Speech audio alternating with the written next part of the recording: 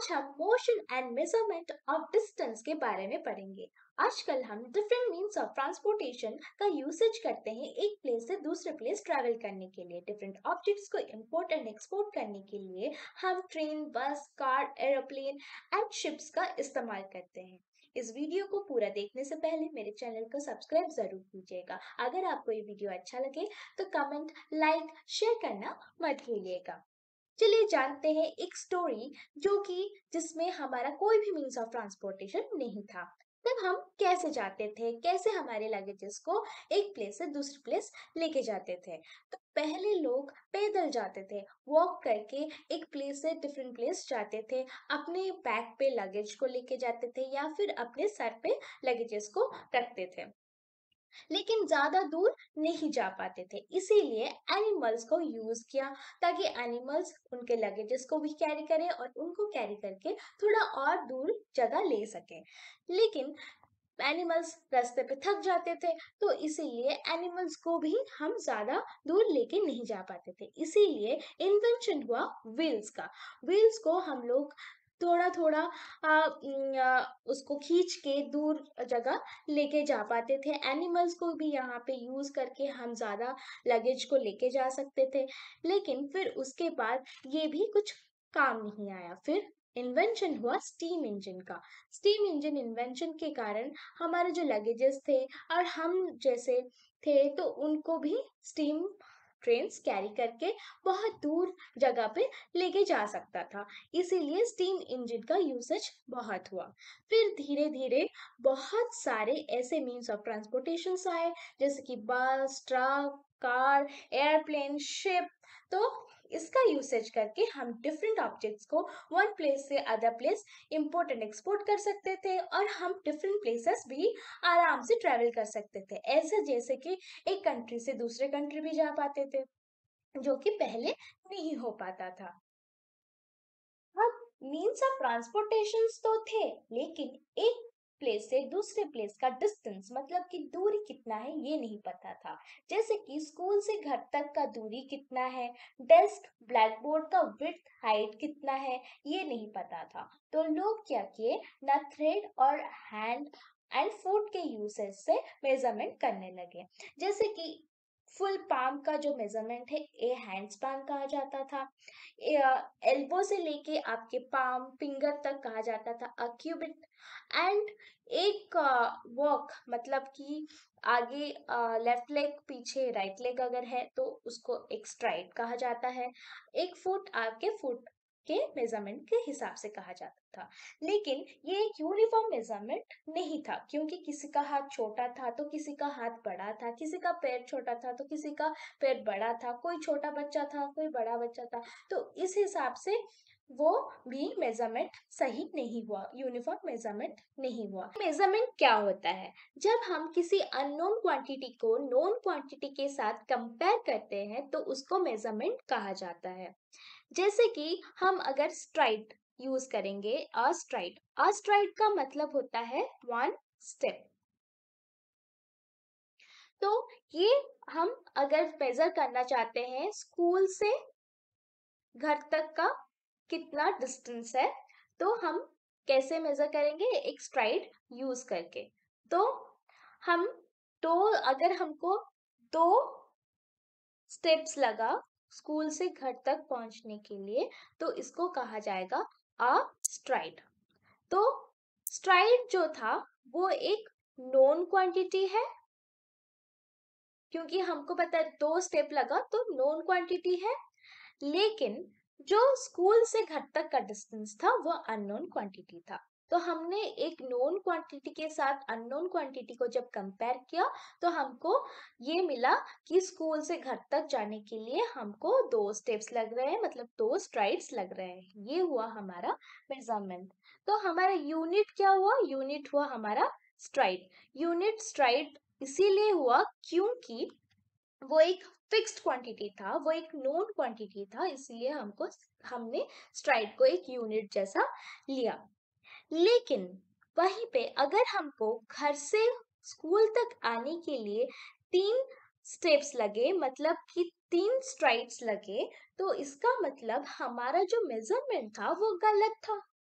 वो एक uniform measurement नहीं था।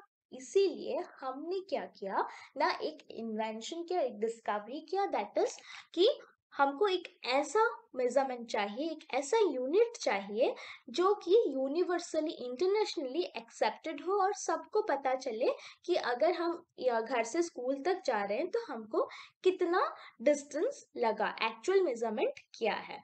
तो इसीलिए यूनिट्स, एसआई यूनिट बनाया गया। The SI units are standard units.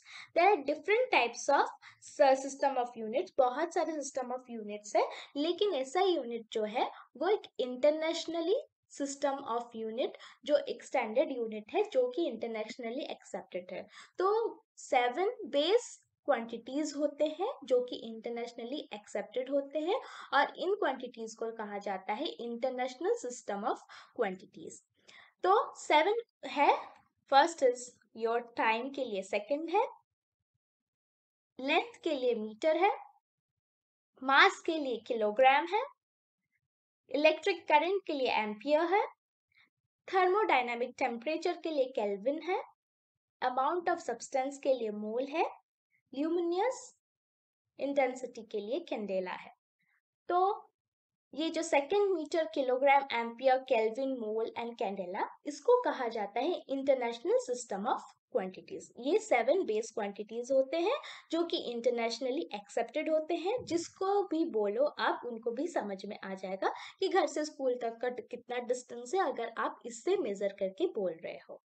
तो हम लोग इसका abbreviated form, second metre kilogram का एब्रिविएटेड फॉर्म है एस पर सेकेंड, मीटर के लिए एम, किलोग्राम के लिए के जी, एंड एम्पियर के लिए ए, केल्विन के लिए के, मोल के लिए एमओएल एंड कैंडेला के लिए सी टी। तो अब हम किसी चीज को, अगर किसी का डिस्टेंस मेजर करना है, या फिर कोई भी बोर्ड को मेजर करना है, या फिर कोई भी हमको चेयर का मेजरमेंट करना है, या फिर आपका डेस्क का मेजरमेंट करना है, तो हम कैसे मेजर कर सकते हैं? हम एसआई यूनिट से मेजर कर सकते हैं। लेकिन बहुत सारे यूनिट्स होते हैं, जो कुछ यूनिट्स मीटर से बड़े होते हैं, कुछ यूनिट्स होते हैं मीटर से छोटे। तो there are different types of units, जो कि हम लोग, अगर आप चाहेंगे तो इसके बारे में हम बाद में पढ़ सकते हैं।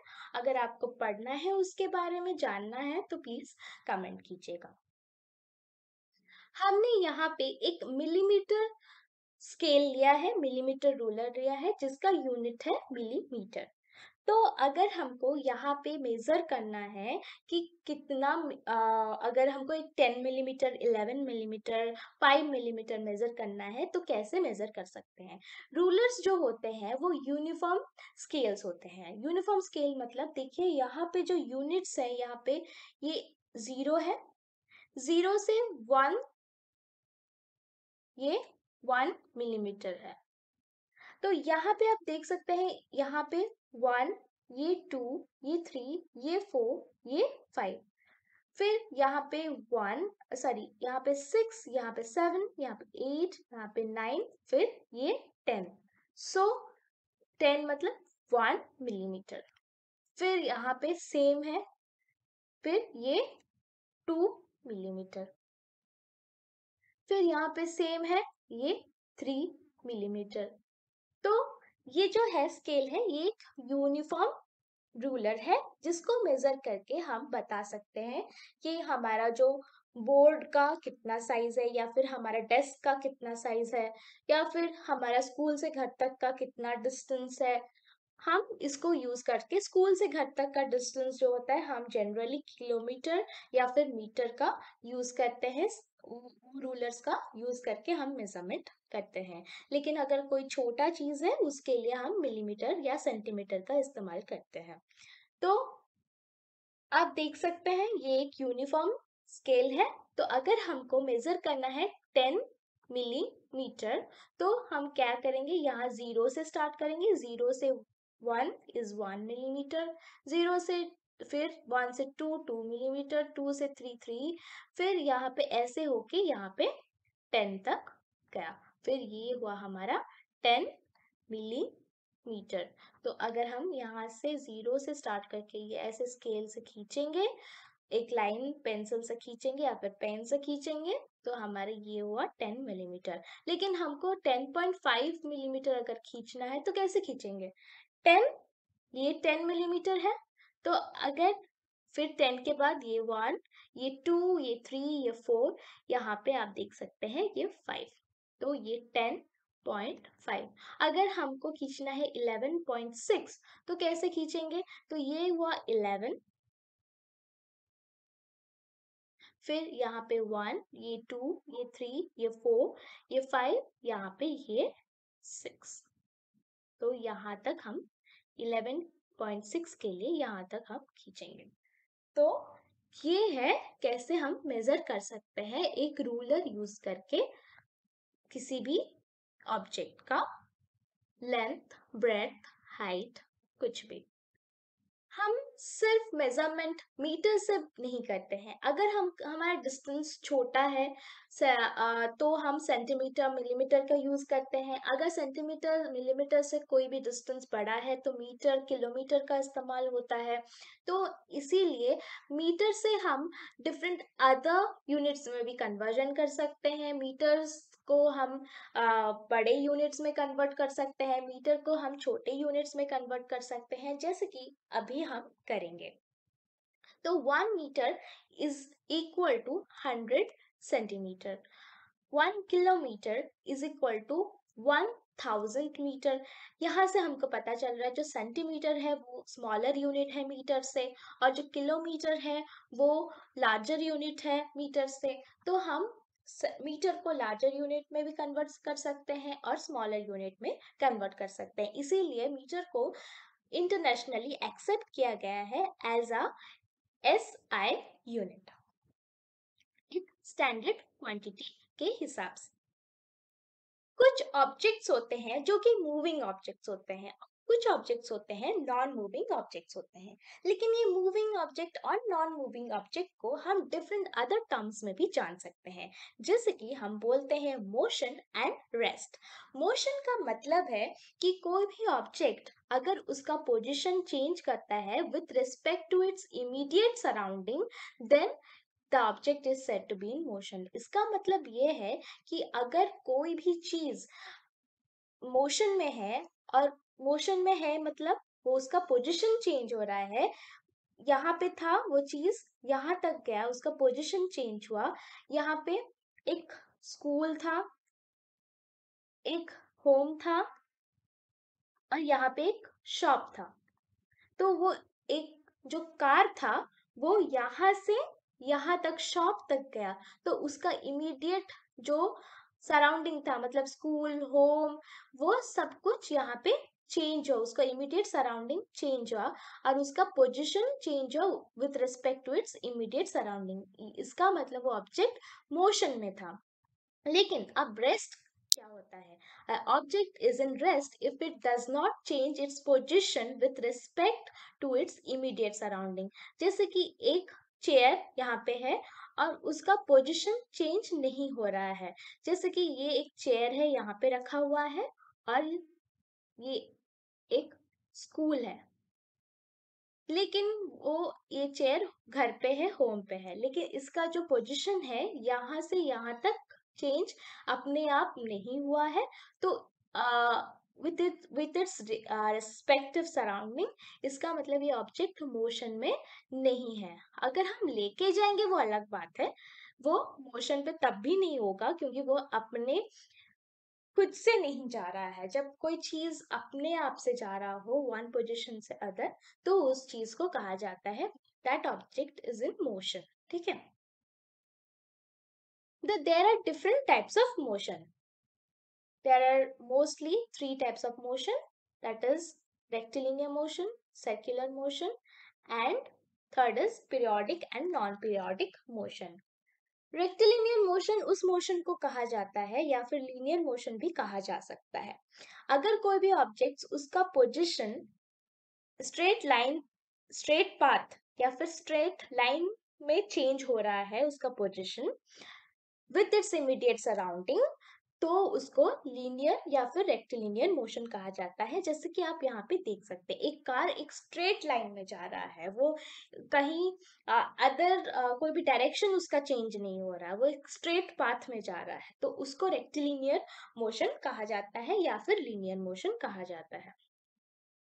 Circular motion is said to be A object is said to be in circular motion अगर उसका पोजीशन सर्कुलर पाथ में चेंज हो रहा हो। जैसे कि यहाँ पे आप देख सकते हैं, सर्कुलर पाथ में उसका पोजीशन चेंज हो रहा है।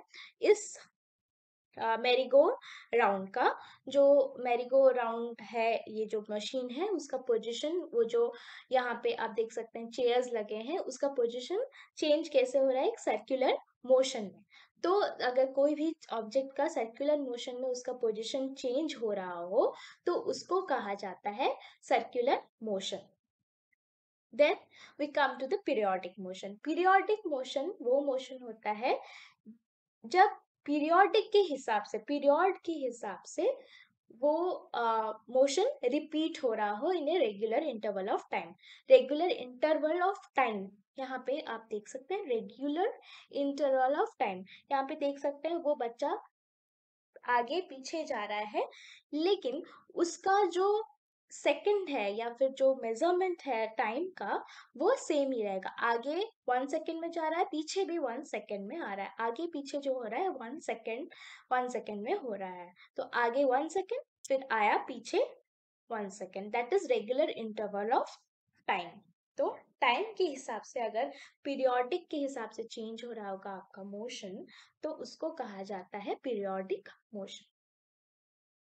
आप सबको बहुत बहुत थैंक यू मेरे चैनल को सब्सक्राइब, लाइक एंड शेयर करने के लिए।